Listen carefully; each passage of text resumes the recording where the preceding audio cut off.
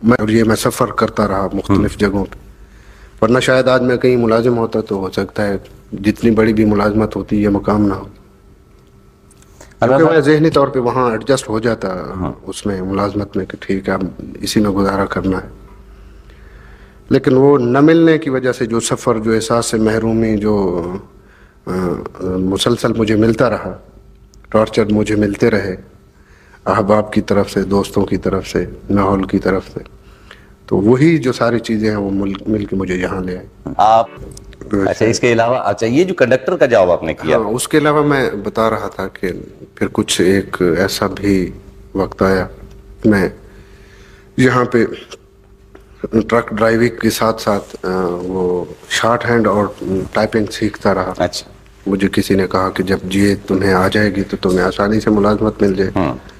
सिफारिश भी नहीं थी, क्योंकि अपने जो फैमिली के मेंबर जो आला ओहदों पे थे वो तो वैसे ही मुझसे नफरत करते, तो उनकी सिफारिश का तो कोई सवाल ही पैदा नहीं होता कि मुझे कहीं सिफारिश दिला के मुलाजिम कराते।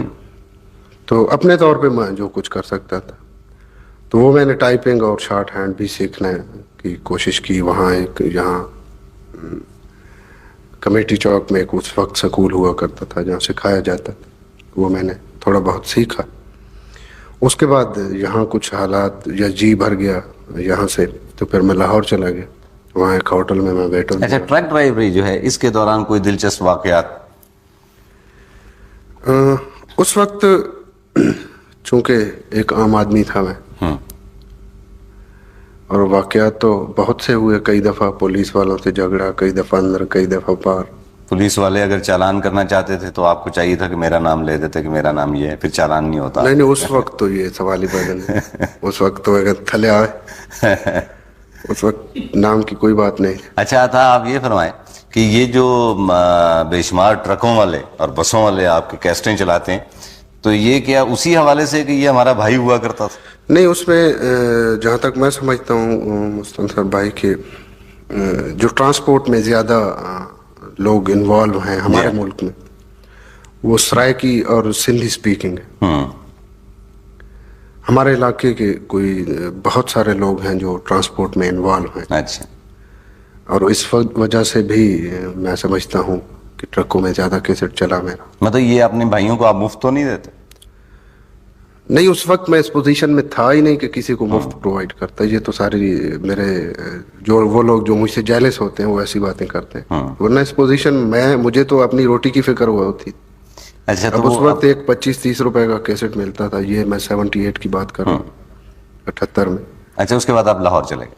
हाँ जी, मैं लाहौर आया, फिर वहाँ होटल में एक लिबर्टी मार्केट में एक छोटा सा अंडरग्राउंड होटल था। अच्छा। मैंने एज ए वेटर वहाँ काम किया मैंने। अच्छा, वहाँ को 1.5 साल मैंने काम किया, तनख्वाह क्या थी? मालिक जो था वो तनख्वाह नहीं देता था। अच्छा, रात को फुटपाथ पे सोना पड़ता था, खाना पीना मुफ्त? घर भी नहीं था, कोई खानदान वाला घर आने ही नहीं देता था। मेरी खासी फैमिली वहाँ आबाद है।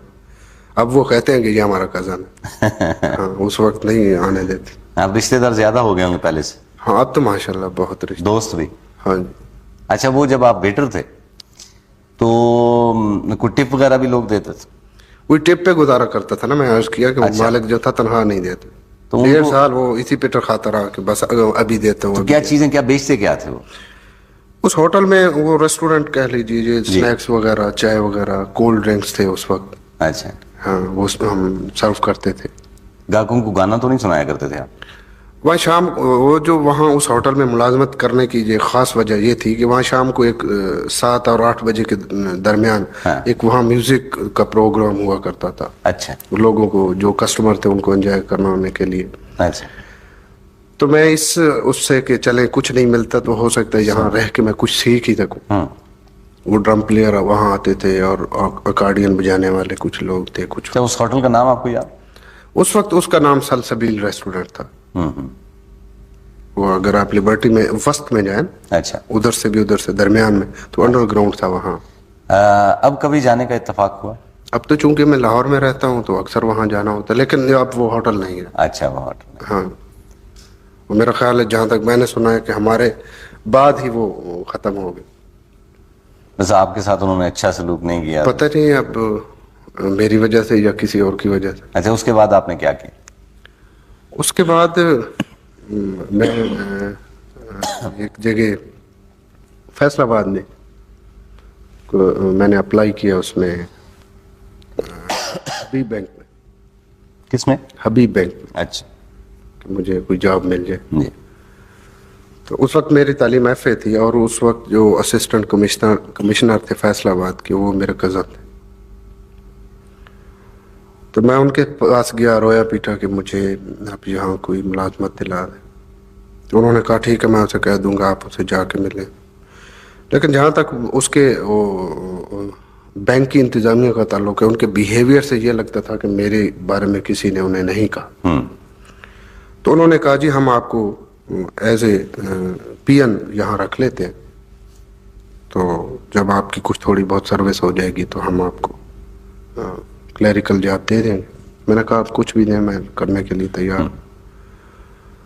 तो उन्होंने कहा कि आप इसके अलावा क्या कर सकते हैं। मैंने कहा कि मैं अच्छा इलेक्ट्रिशियन भी हूँ। अच्छा, ये बिजली की जब भी हैं आप? हाँ जी, अच्छा। वायरिंग भी मैं करता रहा, अच्छा। तो मैं वो कर लेता हूँ।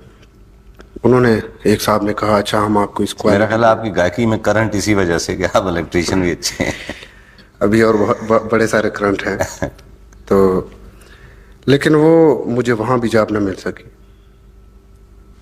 इसलिए शायद मैं यही समझता हूँ कि कुछ सिफारिश को अप्रोच नहीं थी उस वक्त। और ये अल्लाह का एहसान है कि मैं उस वक्त मुलाजिम नहीं हुआ, मुलाजमत नहीं मिली, और ये मैं सफ़र करता रहा मुख्तलिफ जगहों पे। वरना शायद आज मैं कहीं मुलाजिम होता तो हो सकता है जितनी बड़ी भी मुलाजमत होती ये मकाम ना हो, क्योंकि मैं ज़हनी तौर पे वहाँ एडजस्ट हो जाता उसमें मुलाजमत में कि ठीक है अब इसी में गुजारा करना है।